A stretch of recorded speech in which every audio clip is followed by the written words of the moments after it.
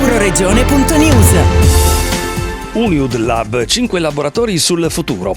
Con l'inaugurazione di 5 nuovi laboratori informatici, l'Uniud Lab Village, polo per il trasferimento tecnologico dell'Università di Udine, sostenuto da Regione Friuli Venezia Giulia e Fondazione Friuli, si amplia con un'area interamente dedicata allo sviluppo di nuove soluzioni nei campi più avanzati delle tecnologie digitali al servizio del territorio. I laboratori opereranno in sinergia fra il Dipartimento di Scienze Matematiche, Informatiche e Fisiche dell'Ateneo Friulano e aziende ed enti del Friuli Venezia Giulia. In particolare saranno dedicati ai settori della cyber security, della realtà virtuale aumentata e della visione artificiale, dei sistemi autonomi, dell'intelligence security, dell'Internet of Things e robotica. Uniud Lab, ha evidenziato il rettore dell'Università di Udine Roberto Pinton, sintetizza l'ambizione di convogliare idee, persone e risorse economiche su obiettivi condivisi. Che questi laboratori possano costituire, è l'auspicio del rettore, anche un punto di riferimento a livello nazionale e internazionale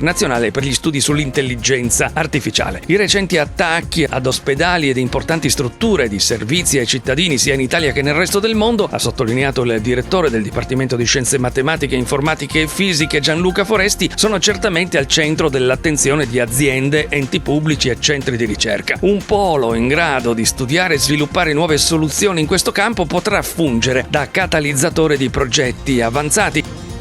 Il delegato per la ricerca del rettore dell'Università di Udine, Alessandro Gasparetto, ha insistito sulla multidisciplinarietà perché questa è la chiave della ricerca del futuro. In questo villaggio laboratoriale dialogano informatica, ingegneria, agricoltura 4.0, il digital humanities e allo stesso modo dialogano impresa ed accademia nei tavoli congiunti su meccatronica, robotica, industria 4.0, intelligenza artificiale, legno e arredo, sostenibilità ed energia. Con questi laboratori, ha aggiunto il presidente di Fondazione Friuli Giuseppe Morandini, università e imprese hanno deciso di spianare l'ultimo miglio che separa i ragazzi che si formano dal mondo del lavoro. Abbiamo a che fare con un momento irripetibile per quel che riguarda le risorse, ma va maneggiato con cura, ha detto Morandini, con progettualità di squadra e capacità di portare qui le risorse. Questi laboratori nascono da una intuizione geniale dell'università e possono essere fondamentali per la ricerca, la formazione continua e per l'orientamento dei giovanissimi che qui possono captare il futuro lavorativo.